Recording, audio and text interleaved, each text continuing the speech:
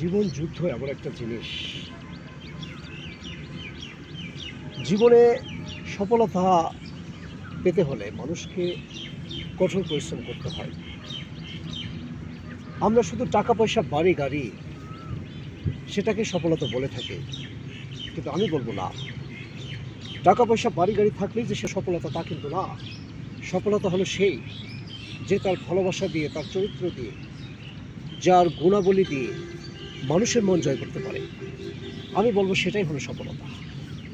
সফলতা হলো সেই যার কথায়, যার আচরণে মানুষ পরিবর্তন হয়, সমাজ পরিবর্তন হয়, রাষ্ট্র পরিবর্তন হয়। আমি বলবো সেটাকেই সফলতা। আরে টাকা তো চোর, ডাকাত, ছিনতাইকারী, পকেটমার, ঘুষখোর তারাও ইনকামাই করে, সেটা কি সফলতা? পাঁচতলা বাড়ির মালিক হলে কি সফলতা? একজন দুর্নীতিবাজ সেও তো পাঁচতলা বাড়ির মালিক হয়েছে, সেটা তো সফলতা হতে পারে না। তাই সফলতা হলো মানুষের ভালোবাসা, মানুষের মনুষ্যত্ব, মানুষের বিবেক, মানুষের চরিত্র, এবং ইসলামিক দৃষ্টিকোণ থেকে সেটাই সফলতা হয়েছে। একটা জিনিস ভেবে দেখুন, পৃথিবীর সর্বশ্রেষ্ঠ মানুষ যাকে মহান আল্লাহ তাআলা শ্রেষ্ঠ রূপে দুনিয়াতে পাঠিয়েছেন, তিনি হচ্ছেন আমাদের মুহাম্মদ রাসূলুল্লাহ সাল্লাল্লাহু আলাইহি ওয়াসাল্লাম। তিনি কিন্তু দশতলা বাড়ির মধ্যে ছিলেন না, তিনি একটা কুঁড়ো ঘরে ছিলেন। অথচ তিনি পৃথিবীর শ্রেষ্ঠ রাজা, পৃথিবীর শ্রেষ্ঠ মানুষ এবং পৃথিবীর সব থেকে শ্রেষ্ঠ একজন ব্যক্তিত্ব। কেন?